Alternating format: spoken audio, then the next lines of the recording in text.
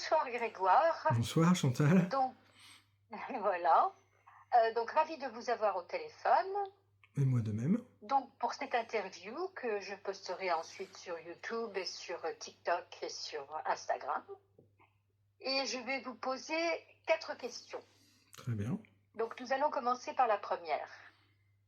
Pouvez-vous vous présenter, ce qui n'est pas une question? Je suis Grégoire Debussy, je suis entre guillemets un jeune auteur, puisque c'est mon premier roman qui est édité, donc chez Polar Passion, par vous-même, et donc je vous en remercie d'ailleurs tout à fait. Et voilà, en fait, ce que ça raconte, c'est l'histoire de la fiancée de Salem, donc c'est l'histoire qui raconte à Salem, donc à Salem même aux États-Unis, des femmes sont retrouvées mortes, vidées de leur substance, leur essence vitale. Toutes portent les noms des sorcières du célèbre et fameux procès de 1692. Pour les enquêteurs, donc Daniel Franker et Chloé Lambert, cette coïncidence qui est macabre ne peut être le fruit du hasard. Donc, du coup, Daniel, qui est hanté par son enfance dans cette ville de Salem, dans cette ville qui est maudite, et l'absence mystérieuse de son père, lui soupçonne déjà des forces occultes. Son intuition donc est justifiée par Chloé qui découvre ses propres origines au moment où elle retourne donc dans cette ville de Salem pour enquêter. Elle apprend qu'elle descend d'une lignée de sorcières qui sont toutes liées au procès historique. Donc sa sœur de sang qu'elle redécouvre, en l'occurrence Elisabeth, lui révèle cette vérité qui est troublante à travers un miroir donc prophétique qui annonce sa mort prochaine, à moins qu'elle n'accepte son héritage. Voilà en quelque sorte à quoi se résume donc La fiancée de Salem, qui est un polar plutôt fantastique. Je préfère le fantastique au trop réaliste. L'occulte en général. L'occulte en général, en effet.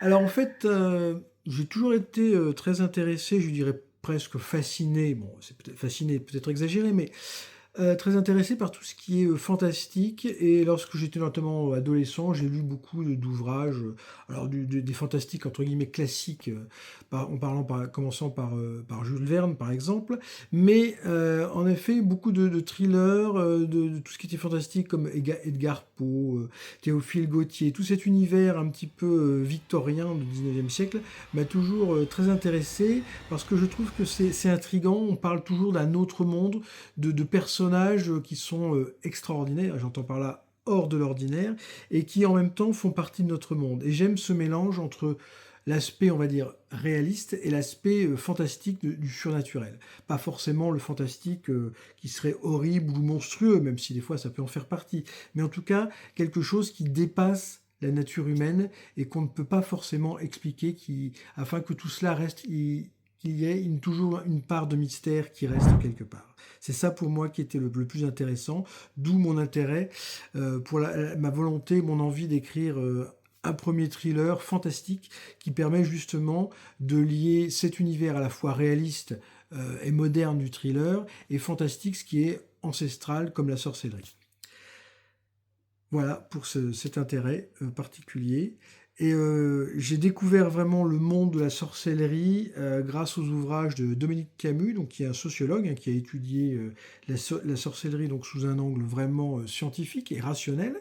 Et donc j'ai lu plusieurs de ses ouvrages, enquête sur les voyants, les guérisseurs, les sorciers, les exorcistes, et un autre ouvrage qui s'appelait Paroles magiques, secrets de guérison, et aussi Pouvoir sorcier, donc enquête sur les pratiques actuelles de sorcellerie. Donc c'est vraiment de cet ouvrage dont je me suis inspiré, puisque chaque fois que je mets en scène une pratique sorcière avec les rituels, ce sont vraiment des rituels qui existent dans la réalité. C'est pour ça que j'ai mis un petit prologue à l'ouvrage pour bien spécifier que voilà, c'est quelque chose d'ancestral et qui survit aujourd'hui malgré notre monde rationnel, du moins qui se veut rationnel, et aussi très moderne avec ses technologies.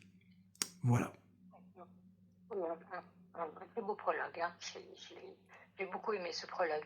Bah, ça me semble bien plonger la personne dans le... Oui.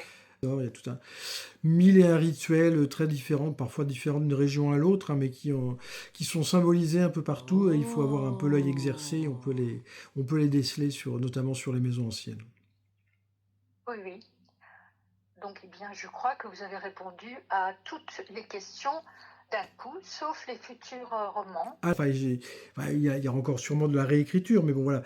J'ai terminé un deuxième roman qui s'appelle Spiritus Terrae, donc le souffle de la terre. C'est plutôt une dystopie où il y a un monde, notre monde actuel se termine parce qu'il y a une épidémie qui est due au fait que les plantes dans le monde entier génèrent des toxines, donc l'humanité va périr, sauf quelques naufragés survivants vont se réfugier dans les montagnes.